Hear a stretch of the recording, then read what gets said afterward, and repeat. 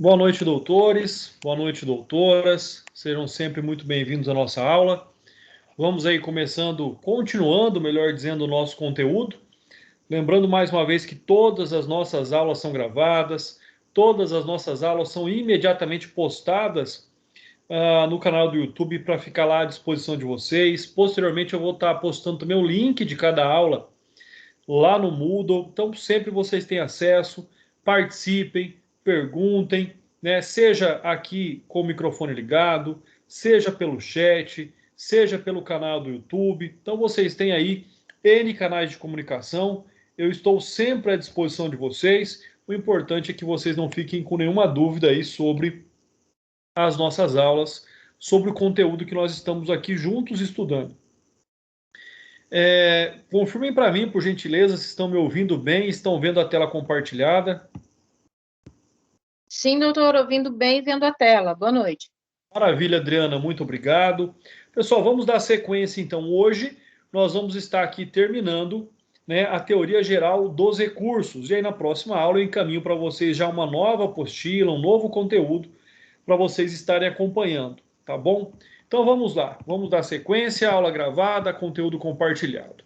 Vamos falar um pouquinho, então, sobre os pressupostos subjetivos ou também conhecidos aí como intrínsecos, né? Ou seja, aqueles requisitos que são inerentes aí, de fato, à propositura, à interposição de um recurso. O primeiro deles é a legitimidade, né? Ou seja, quem tem capacidade, quem tem competência postulante para ali, então, ingressar e interpor um recurso, né? Na medida daquilo que diz o Código de Processo Penal, nos termos do artigo 577 do Código de Processo Penal, nós temos ali os chamados legitimados gerais, né? O Código ele faz a distinção entre os legitimados gerais e os legitimados especiais ou restritos.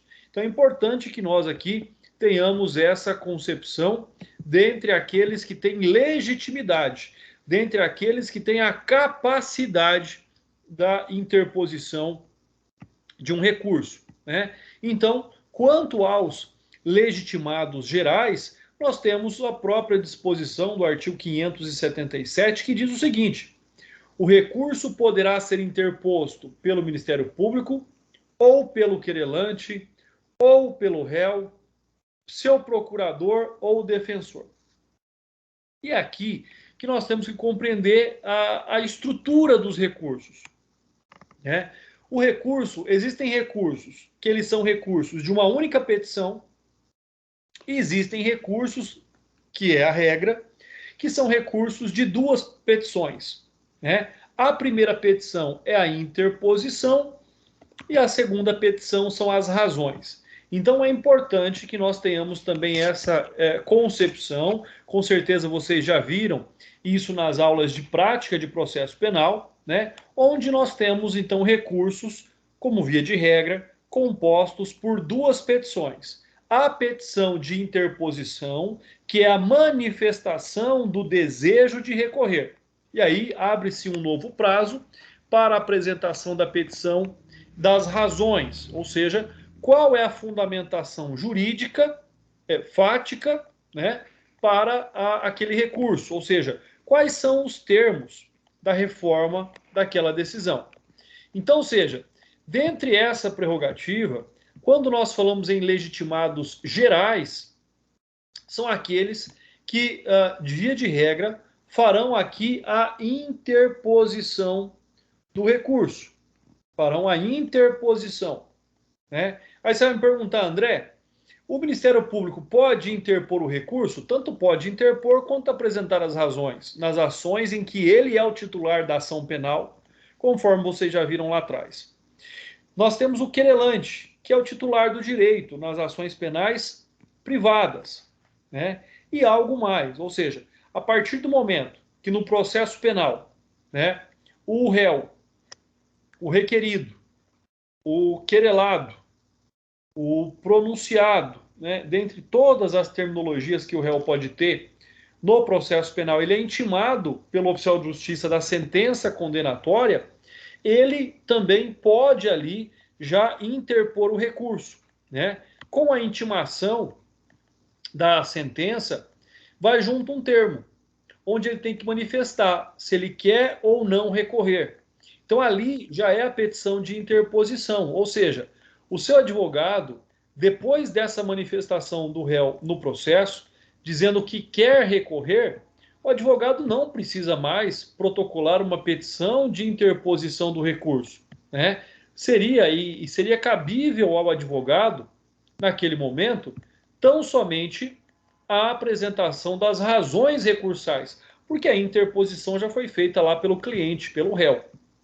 Agora, tem a hipótese também, né, do réu muitas vezes não saber se ele quer recorrer ou não, se aquele caso é interessante para ele recorrer ou não. Ele pode não responder para o oficial de justiça, falar, olha, espera aí que eu vou consultar meu advogado, eu não sei.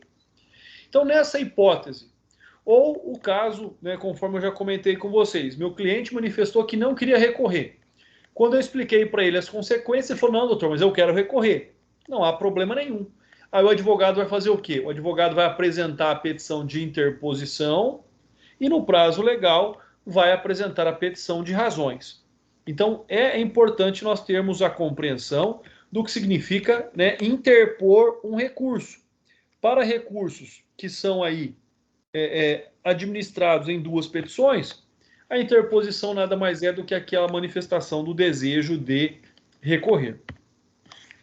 Como eu disse para vocês, nas ações públicas, o titular da ação penal é o Ministério Público. O acusado e o seu defensor, nas ações penais de iniciativa privada, né, são o querelante e o querelado.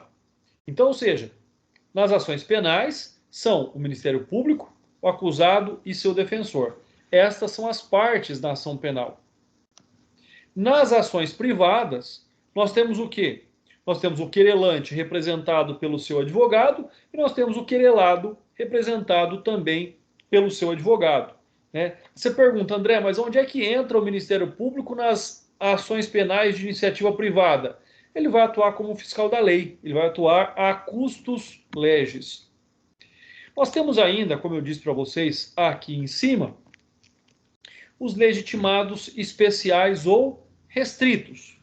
O que é que a lei traz sobre eles, né? O que é que a lei diz sobre eles? A lei diz o seguinte, existem três hipóteses, né? Quais são essas hipóteses?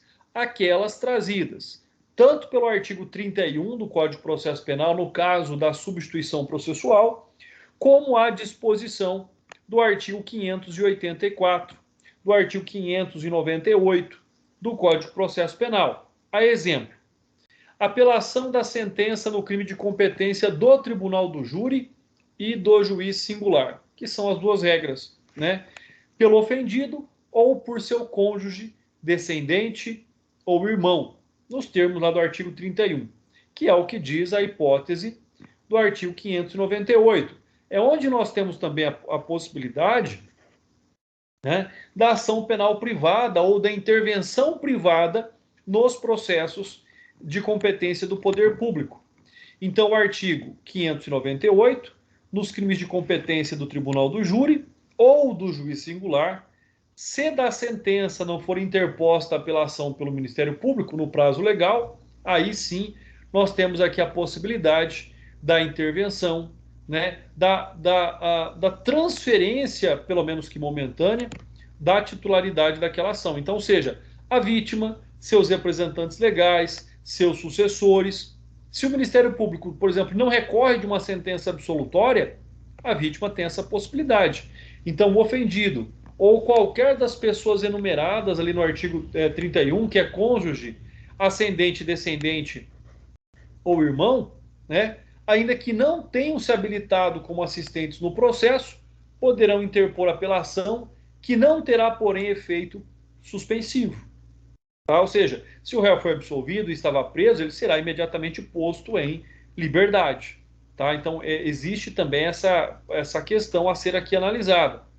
O prazo para interposição desse recurso será de 15 dias e correrá do dia em que terminar o prazo do Ministério Público. Então, ou seja, né, pode haver aqui essa a assunção de titularidade do particular sobre o jus postulante do Ministério Público na ação penal pública, né, no caso do Ministério Público não desejar recorrer, por exemplo, aí na hipótese de uma absolvição.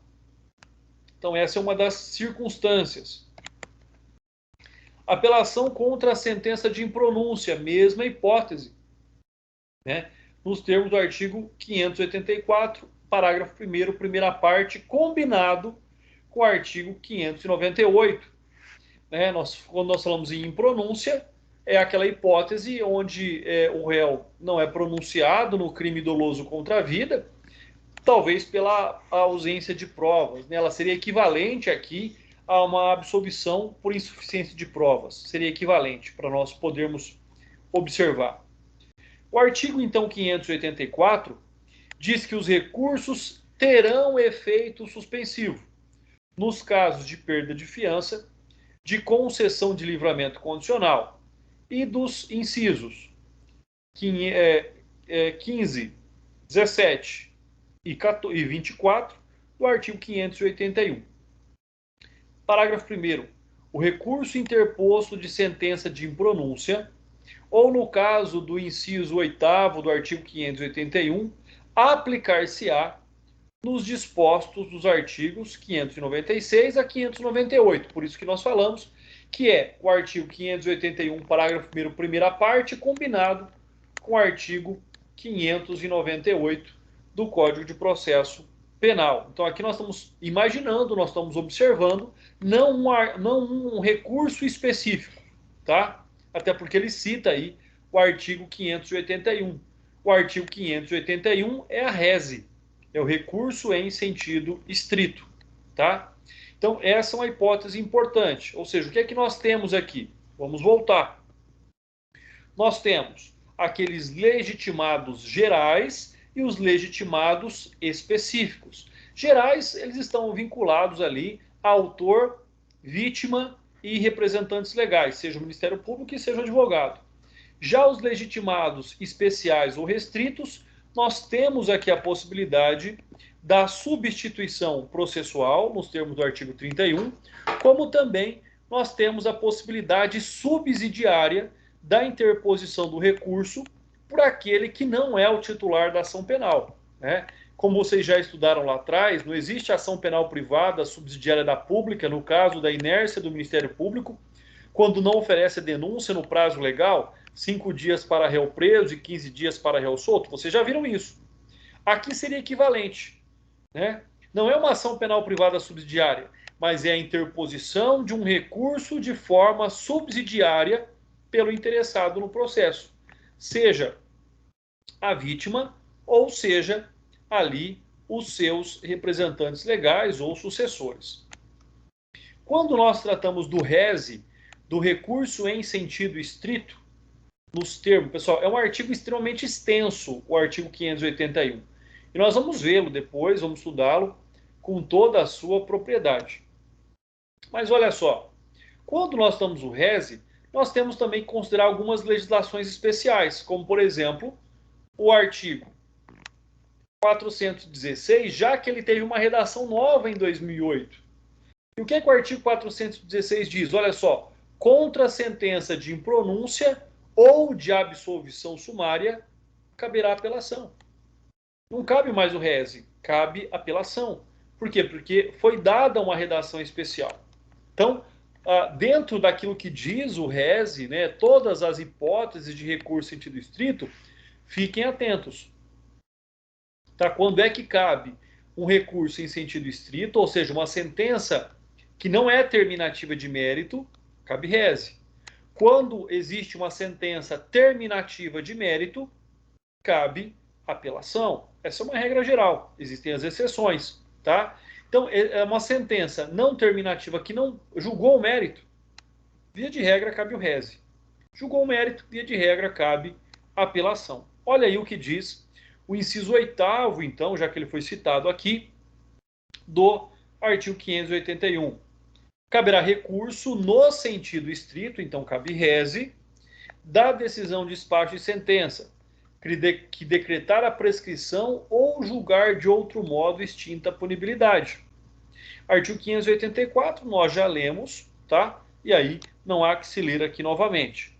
O que nós estamos falando? Hipóteses onde há a possibilidade da substituição processual, ou seja, aquela hipótese onde nós temos a legitimidade, vamos voltar, os legitimados gerais para interposição dos recursos e os legitimados especiais para interposição dos recursos, porque nós estamos estudando o macrotema legitimidade.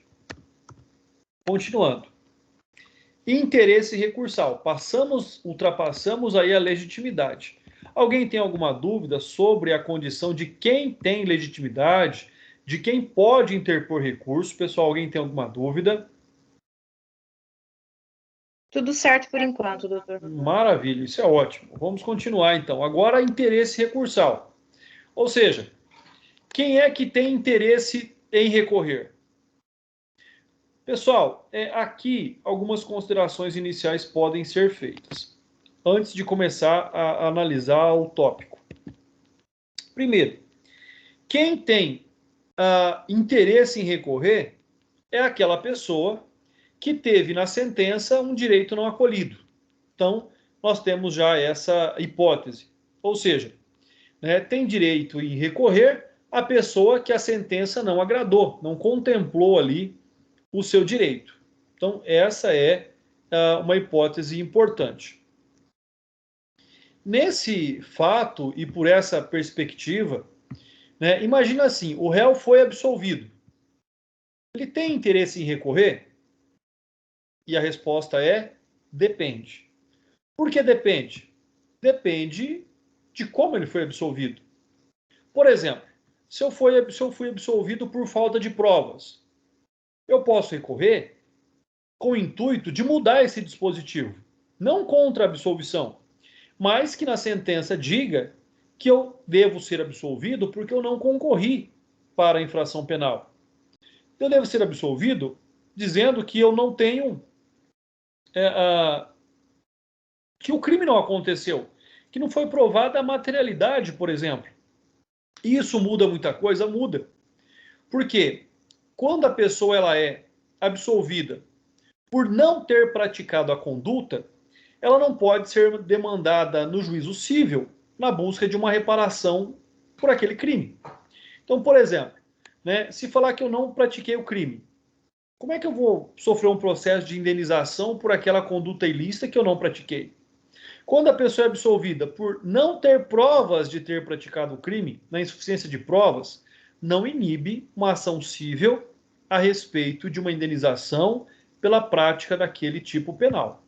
Então, o interesse de recorrer, ele vai levar em consideração o binômio chamado necessidade-utilidade. Ou seja, qual a necessidade de recorrer?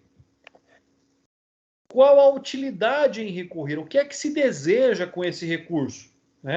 Por exemplo, se a denúncia foi acatada na sentença na sua totalidade, ou seja, se a denúncia foi cumprida integralmente quando da decisão condenatória, o juiz condenou integralmente nos termos da denúncia.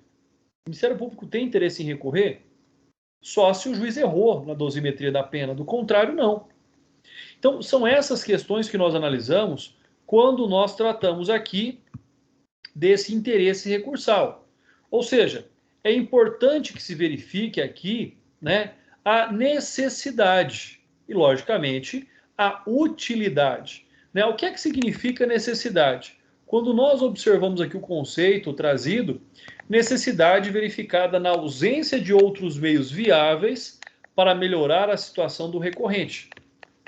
Utilidade verificada na praticidade, na adequação do recurso para a reforma da decisão em favor do recorrente. Então, é isso que nós devemos aqui nos pautar. Quando falarmos em interesse recursal, temos sempre que observar aqui a questão da necessidade mais utilidade deste recurso, tá? Então, quando nós observamos essa questão. E qual que é o nosso tema? Nosso tema é pressupostos subjetivos ou intrínsecos. Então, quando nós observamos o que a jurisprudência e a doutrina diz a respeito, sobre esses requisitos, sobre esses pressupostos, a doutrina costuma relacionar de maneira intrínseca o interesse recursal com a figura da sucumbência, de quem perdeu, com a desconformidade, seja parcial ou seja total. Então, por exemplo, a pessoa foi condenada nos termos da denúncia.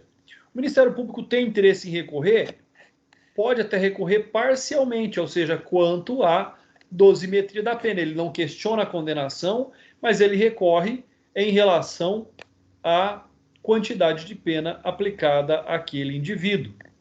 E é o que diz, então, para nós os fundamentos aí do artigo 577. O recurso poderá ser interposto pelo Ministério Público, ou pelo querelante, ou pelo réu, seu procurador ou seu defensor. Parágrafo único. Não se admitirá, entretanto, recurso da parte que não tiver interesse na forma ou na modificação da decisão. Então, recorrer está devidamente atrelado à reforma da sentença.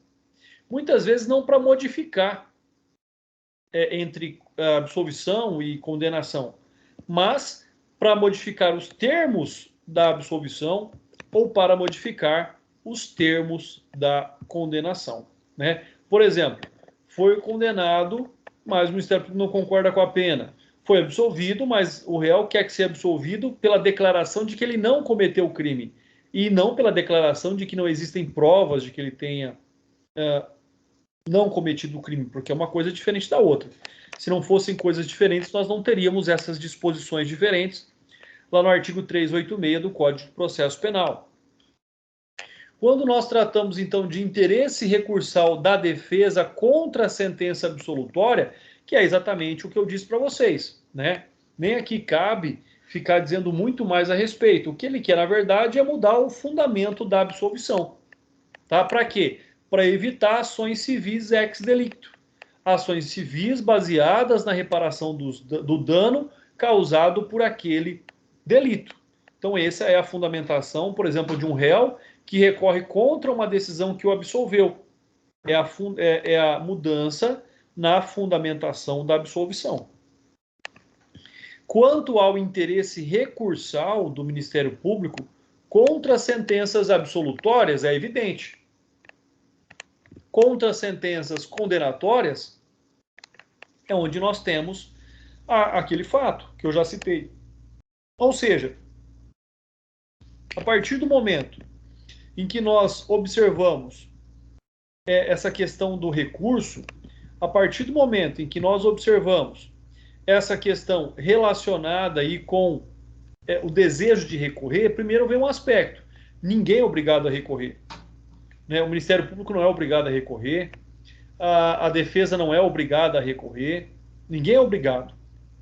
Por quê? Porque o Ministério Público, por exemplo, pode se contentar com uma absolvição. Pode. A defesa pode se contentar com uma condenação? É claro que pode.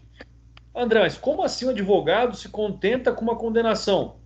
Pessoal, eu já tive clientes que são réus confessos. Vai ser condenado? Vai. A decisão foi justa? Foi. Você tem argumentos para recorrer? Só se for protelatório. Não tem argumento para recorrer. E muitas vezes o cliente, o réu, quer se ver livre daquilo quanto antes. O doutor não recorre não, eu já quero começar a cumprir a pena para eu terminar antes. Imagina, por exemplo, aí uma condenação em que foi ali aplicada uma pena restritiva de direito. Então, ou seja, existem muitos fatores a serem analisados no tocante a se recorrer ou não.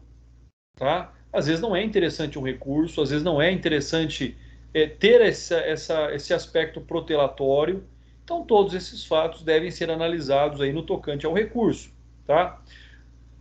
Quando nós tratamos aqui dessa questão do recurso do Ministério Público, seja contra sentenças absolutórias ou condenatórias, a doutrina tem um aspecto interessante, que ela diz o seguinte, que a defesa da ordem jurídica, do regime democrático, dos interesses sociais individuais indisponíveis compete ao Ministério Público, nos termos do artigo 127 da Constituição Federal. E é de se reconhecer o interesse recursal, não só contra a sentença absolutória, com a pretensão de que seja acusado condenado, mas inclusive em relação à sentença condenatória, quando entender que essa decisão, por exemplo, é um injusto, um equívoco, almejando o restabelecimento da ordem jurídica. Imaginem um fato em que o Ministério Público denuncia, nas suas alegações finais ele pede a absolvição do réu, por não estar convencido de que ele deva ser condenado. Mesmo assim o juiz condena, o Ministério Público recorre pleiteando a absolvição do réu. Pode, não há problema nenhum.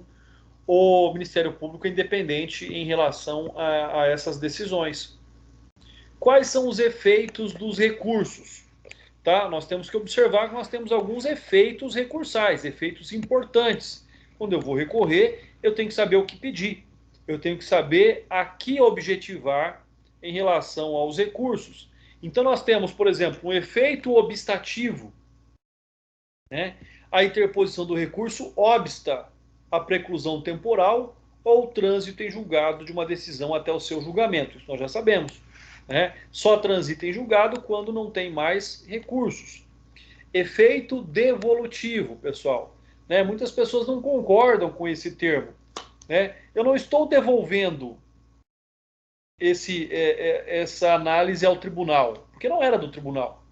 Eu estou encaminhando essa análise ao tribunal, mas tudo bem, efeito devolutivo, né? E esse efeito é o mais elementar do recurso, porque ele está ali atrelado ao duplo grau de jurisdição, ou seja, encaminha-se uma decisão do juízo aquó para a análise do juízo ad quem, ou seja, para um tribunal, para um colegiado vai analisar a decisão de um juiz monocrático, de uma decisão monocrática. Então, essa é uma outra perspectiva importante aqui quanto ao efeito devolutivo, né? E a regra do efeito devolutivo é tanto devolutum quanto appellatum, ou seja, tanto se devolve aquilo do qual se apelou. E isso que é bastante interessante. Quando se devolve ou quando se recorre, né, nós já até comentamos sobre isso nas aulas anteriores, abre-se um leque de oportunidades, né? A amplitude da matéria a ser analisada pelo tribunal, ela é limitada nos termos de não poder haver uma reformatio impejus, ou seja, a sentença aí não pode ser pior, a decisão não pode ser pior do que a sentença quando o recurso for única e exclusivamente da defesa, né? Mas quando for um recurso da acusação, não se limita somente nos termos propostos pelo Ministério Público. Então, o tribunal, por exemplo, além de não acolher o recurso do Ministério Público, pode reconhecer hipóteses que favoreçam o réu. Então, sempre a interpretação ela é favorável ao réu. E nós temos ainda uma regra, né? Qual é a matéria devolvida? Em regra, o órgão judicial hierarquicamente superior, portanto, o efeito devolutivo pode se manifestar também em relação ao próprio juízo aquó nos casos de embargos de declaração. Tá? Então, essa é uma outra questão. Olha só, vamos analisar novamente. Afirmou-se que a matéria é devolvida em regra ao órgão judicial hierarquicamente superior, porquanto o efeito devolutivo pode se manifestar também em relação ao próprio juízo aquó, como nos casos de embargos de declaração. Então, nós temos, né, recursos devolutivamente horizontal e nós temos recurso devolutivamente vertical. Ou seja, eu posso recorrer ao próprio juiz sentenciante? Posso, embargo de declaração é essa hipótese, né? E nessa extensão ou devolutividade horizontal é a amplitude da matéria a ser recebida, que poderá ser total ou parcial, né? Vai depender, logicamente, aí da pretensão do recorrente.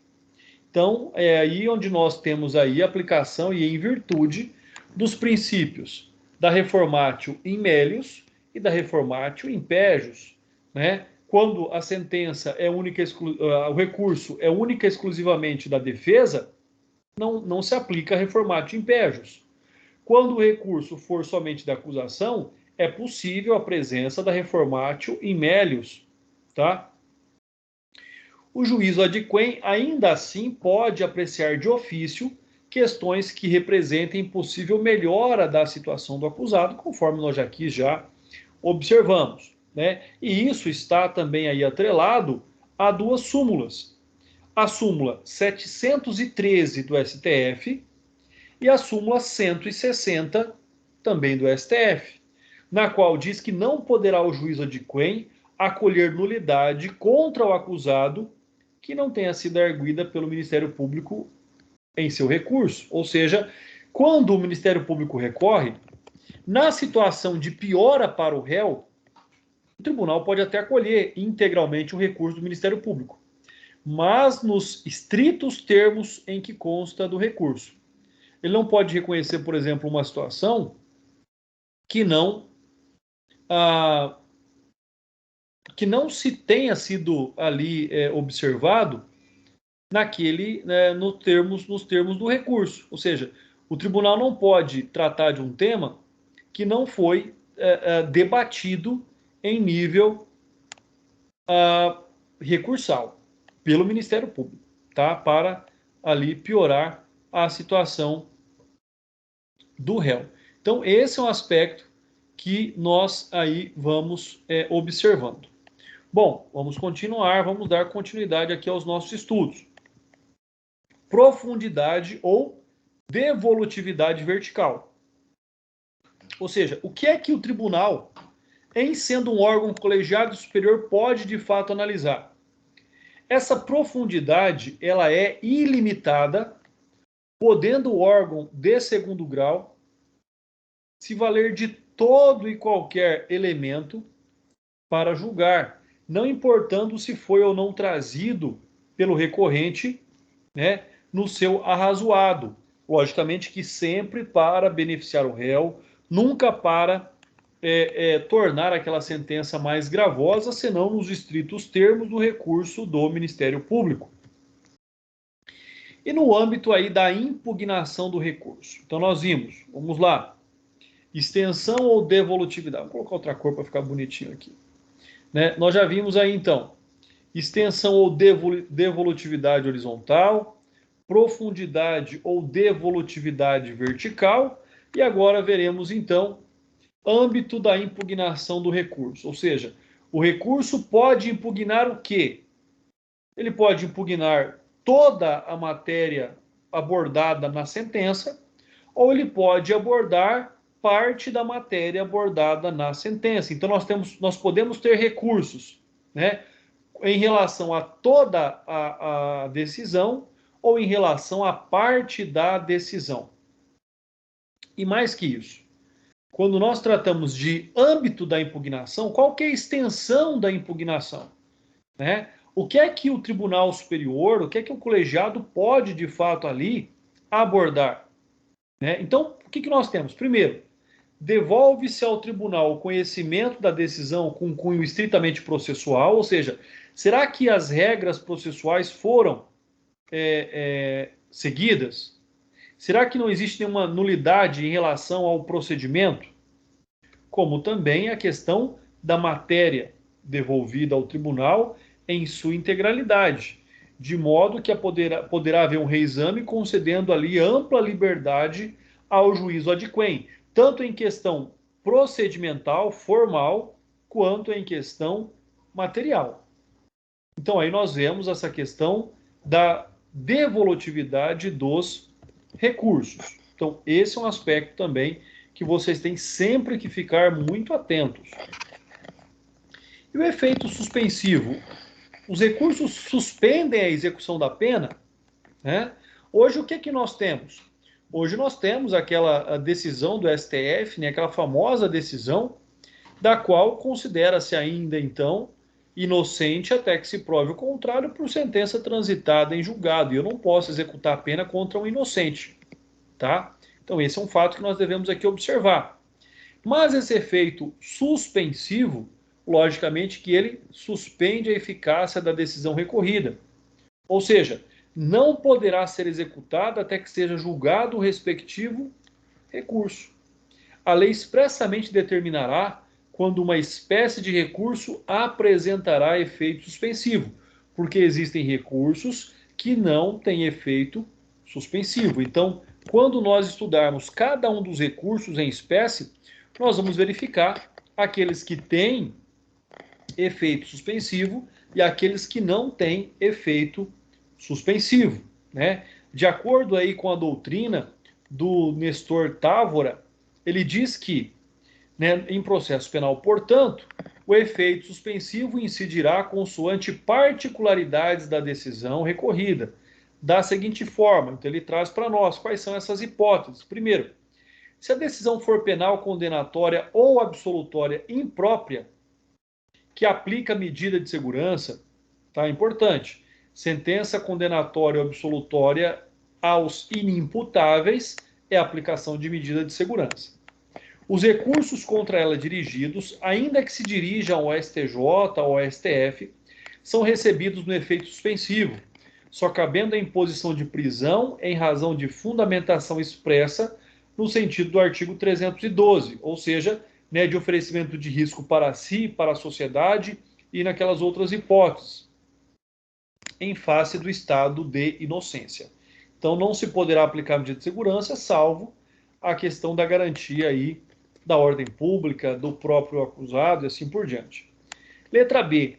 Se a decisão for absolutória própria, ou seja, que julgou o mérito, né? Isto é, julga improcedente a pretensão punitiva sem a imposição de medida de segurança, os recursos não serão recebidos no efeito suspensivo, mas subsistindo sequer, melhor, não subsistindo sequer, a absolvição, medida cautelar eventualmente imposta. Então, olha só, o que nós temos que observar aqui? Se a decisão for absolutória própria, ou seja, pela não aplicação de medida de segurança, os recursos não serão recebidos sobre o efeito suspensivo, não subsistindo sequer a absolvição, medida cautelar eventualmente imposta. Então, nada vai ser aplicado. Letra C. Se a decisão ordenar a soltura do acusado em processo condenatório ou de execução penal, os recursos contra ela interpostos não terão efeito suspensivo, porque a liberdade é a regra. Não posso deixar preso aquele que já teve uma ordem de soltura em razão de um recurso. Letra D. Se a decisão decretar medida cautelar, cerceadora da liberdade ou não, os recursos interpostos não terão efeito suspensivo. Mais uma vez, medida cautelar. Medida cautelar faz referência ao artigo 319 do Código de Processo Penal. Cerceadora de liberdade ou não tem efeito suspensivo, aplica-se imediatamente a medida cautelar. Letra E. Os embargos declaratórios têm um efeito suspensivo específico, eis que obstam o curso do prazo para a interposição de recurso contra a decisão impugnada. Então ele obsta, ele interrompe aqui o prazo, tá? Para a interposição do recurso. Saiu a decisão, embargo de declaração, não corre o prazo para o recurso. Julgou embargo de declaração, pode interpor o recurso. Um exemplo aí, então, de sentença condenatória em que o recurso não tem efeito suspensivo foi introduzido pelo pacote anticrime, pela Lei 13.964/2019, lá no artigo 492. Olha aí meus clientes do Tribunal do Júri, né, se lascando. Parágrafo 4º. A apelação interposta contra a decisão condenatória do Tribunal do Júri a uma pena igual ou superior a 15 anos de reclusão não tem efeito suspensivo. O que significa? Meu cliente respondeu o processo em liberdade, foi condenado a uma pena igual ou superior a 15 anos, vai sair preso do plenário, tá? Já a pena já será aplicada a partir daquele momento, não tem efeito suspensivo. Se meu cliente respondeu o processo em liberdade, foi condenado a uma pena a 14 anos, eu recorro, ele vai responder o processo em liberdade, ele vai aguardar o julgamento do recurso ainda em liberdade. Olha aí, então, o que nós temos. Na verdade, o que se legalizou aqui, né, o que se burlou aquela decisão do STF, que para mim isso é uma burla, foi a possibilidade da execução provisória da pena antes de uma decisão de segundo grau, porque antes o que se dizia era, né, toda pena pode ser executada quando confirmada em segundo grau. Isso caiu perante o STF. E aqui foi pior o que fizeram.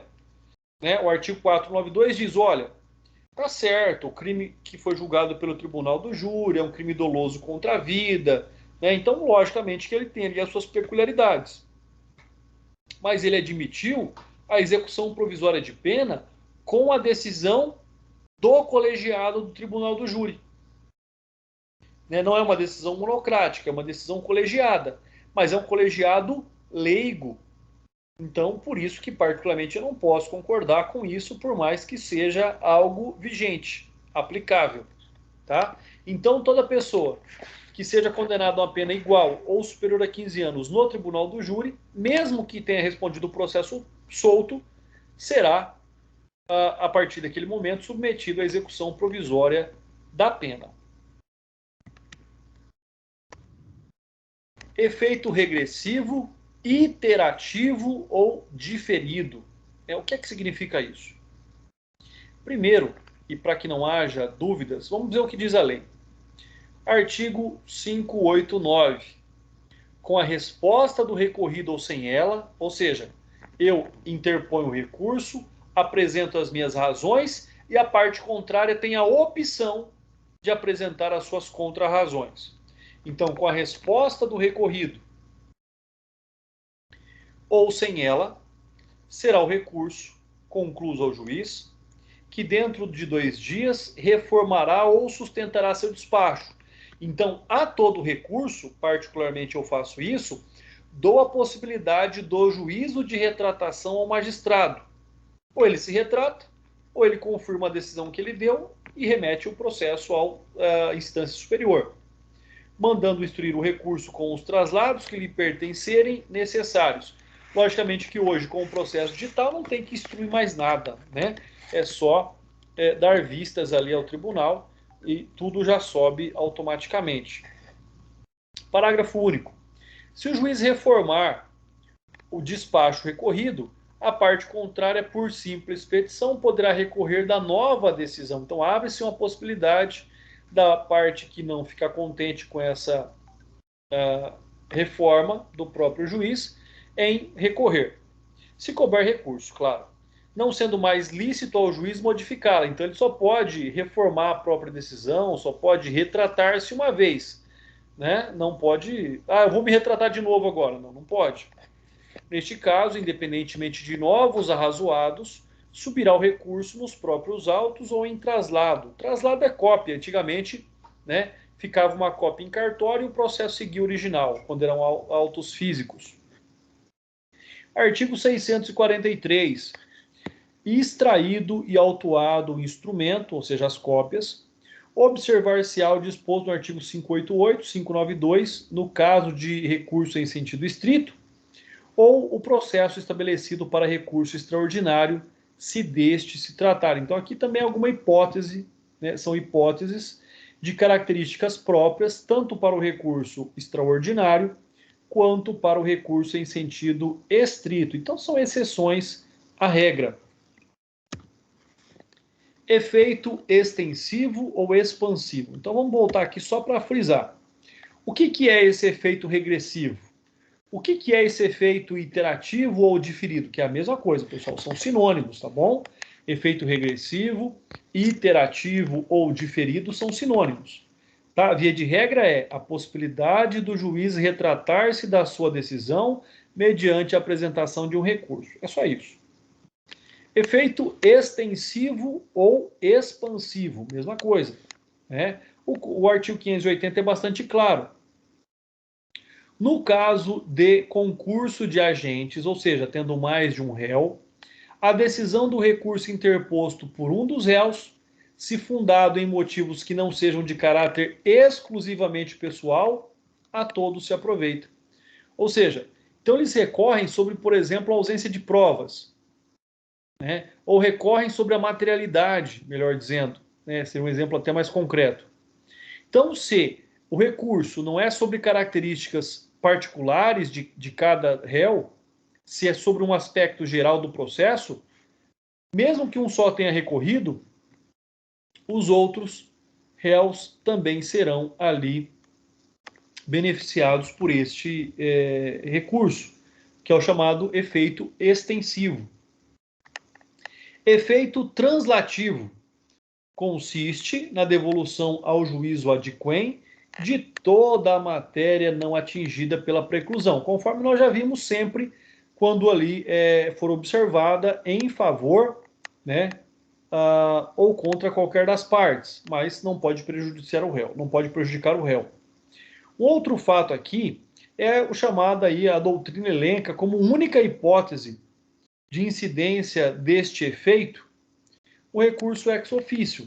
Então só teria aí o efeito translativo naquelas hipóteses em que o juiz deve submeter ao tribunal a sua decisão para uma confirmação, para uma reanálise daquela decisão. Então essa é uma outra hipótese da qual aí nós devemos observar. Né? Caminhando aí para o próximo slide, o Renato Brasileiro trata aí esse efeito chamado de translativo, né? E ele analisa aí de acordo com a súmula 160 do Supremo Tribunal Federal, que diz o seguinte: é nula a decisão do tribunal que acolhe contra o réu nulidade não arguida no recurso da acusação. Já falei isso para vocês hoje. Ressalvados os casos de recursos de ofício. Então aí pode. Como se percebe a interpretação a contrário senso da súmula 160 autoriza a conclusão no sentido de que, no caso de recurso ex officio, é possível o tribunal aí julgar, decidir em sentido contrário, inclusive em desfavor da defesa, sem que possa falar em reformatio imperius. Qual é o exemplo que nós temos? O exemplo, por exemplo, do HC. O juiz concede o HC, né, remete a sua decisão para a reanálise ali do tribunal. O tribunal pode negar o HC. Então, ou seja, a única hipótese em que o tribunal pode jogar contra a decisão de um juiz, pode julgar contra a decisão de um juiz em desfavor do réu, sem falar em reformatio imperius, é no recurso de ofício. Olha aí a decisão do ministro Sepúlveda Pertence.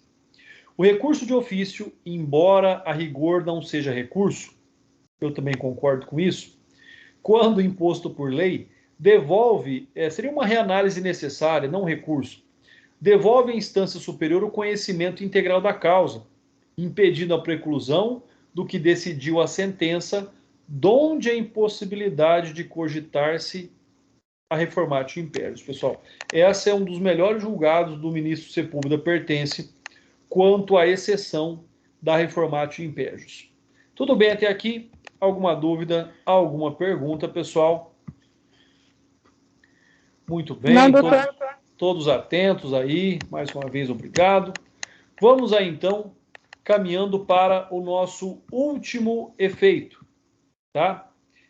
E aí nós vamos observar a iminência desses efeitos. Efeito substitutivo. E aí nós vamos observando ele pela aplicação analógica do artigo 1008 do CPC. O julgamento proferido pelo tribunal substituirá a decisão impugnada no que tiver sido objeto do recurso. Então, o que vai acontecer? Vamos supor que a sentença foi totalmente reformada. Não se fala mais em sentença. A sentença será substituída pelo acórdão. Tá? Então, ou seja, a decisão do tribunal que substitui ou que reforma a sentença, pelo menos naquela parte, substituirá aquela decisão anterior. Então, se uma sentença for reformada integralmente, não se fala mais em sentença, só tem efeito dali para frente o acórdão. Observem aí. A classificação dos recursos. Né? Os recursos eles podem ser classificados, e essa é uma classificação da doutrina. Vocês podem encontrar aí classificações diferentes. Os recursos podem ser, quanto ao seu objeto, ordinários e extraordinários. Quanto à matéria, referente ao fato ou ao direito, no tocante aqui aos ordinários. No tocante aos extraordinários, somente em relação ao direito. Então, recursos ordinários, recursos extraordinários. Recursos ordinários são a regra. Recursos extraordinários é a exceção. Quanto ao objeto dos recursos ordinários, exemplo, recurso em sentido estrito, recurso de apelação, aqueles que admitem a rediscussão, tanto da matéria de fato, quanto da matéria de direito. Ou seja, discute tudo. Já os recursos extraordinários, exemplo, recurso especial e recurso extraordinário. Você não fala mais sobre o mérito. Você fala, por exemplo, aqui de uma discussão de decisão jurisprudencial, recurso especial.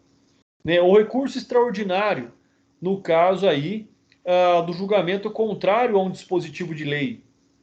Né? Então, ou seja, é diferente. Recurso ordinário são as regras. Né? Recurso em sentido estrito, apelação, você reanalisa, você submete a reanálise a matéria de fato e a matéria de direito. Já o recurso extraordinário não, você já não analisa mais a matéria de fato e de direito, você vai analisar outras matérias. Quanto à obrigatoriedade, via de regra, todo recurso é voluntário, as pessoas recorrem se quiserem, né? Tanto a acusação quanto a defesa. O recurso obrigatório, que nós já vimos nos termos da decisão do Sepúlveda pertence não a um recurso, seria uma reanálise necessária, ou seja, o recurso ex officio, né, naquelas hipóteses onde o tribunal deve, o juiz, melhor dizendo, deve encaminhar ao tribunal a sua decisão para que o tribunal a confirme ou a reforme. Tá? Então, via de regra, vamos até colocar aqui em verde, todos os recursos são voluntários. Fora o recurso ex officio, que na verdade não é um recurso, é uma reanálise necessária. Quanto à fundamentação, tá? A exemplo do recurso de apelação, a fundamentação é livre, eu posso falar de tudo. Eu posso falar de questão de fato, questão de matéria, questão de direito, posso falar de tudo. Tudo pode ser abordado, tudo pode ser rediscutido. Agora, existem recursos que têm a sua fundamentação vinculada. Eu não posso, por exemplo, falar da matéria mais. Exemplo, o recurso especial. O que eu abordo num recurso especial? Por que tantos recursos especiais não são admitidos? Porque ao julgamento houve contrariedade a um tratado ou uma lei federal. Isso está específico no artigo 105, inciso 3º. Ou, por exemplo, recurso extraordinário, quando houver contrariedade ao dispositivo da Constituição Federal, artigo 102, inciso 3. Então, não vou falar mais de mérito, não vou falar mais de fato, não vou falar mais de matéria. Né? Recurso de fundamentação livre, falo de tudo. Recurso de fundamentação vinculada, você vai falar se houve contrariedade de tratado ou lei federal. Recurso extraordinário, dispositivo constitucional. Quanto à extensão ou âmbito de devolutividade, já falamos tudo isso. Eu posso recorrer contra a decisão toda, ou eu posso recorrer contra parte da decisão. Eu posso atacar a decisão toda, ou eu posso atacar parte da decisão. Então, a extensão do recurso pode ser total ou pode ser parcial. A exemplo, meu cliente é réu confesso. Eu vou recorrer do que, então? Parcial, não posso dizer que ele é inocente. Eu vou recorrer quanto à dosimetria da pena. Olha, o juiz aplicou uma pena maior do que deveria. Agora, eu alego que o meu cliente é inocente. Então, eu tenho aqui a discussão total, novamente, da matéria, questão de fato e questão de direito. E aí eu tenho tanto um recurso de apelação aqui, quanto um recurso de apelação aqui também. E, por fim, quanto ao grau hierárquico, recursos horizontais para o próprio juiz prolator da decisão, exemplo, embargo de declaração. Recursos verticais, ou seja, para o Tribunal Superior, né? E aí eu tenho um exemplo: recurso de apelação, recurso extraordinário, recurso especial, dentre tantos outros recursos. Então, recurso horizontal ao mesmo órgão jurisdicional que emanou a decisão. Recursos verticais a um órgão jurisdicional e hierarquicamente superior. Com base nisso, terminamos aqui o nosso conteúdo da aula de hoje. Caso vocês tenham alguma dúvida, estou aqui à disposição de vocês, né? E aí vocês podem ficar à vontade para se manifestar.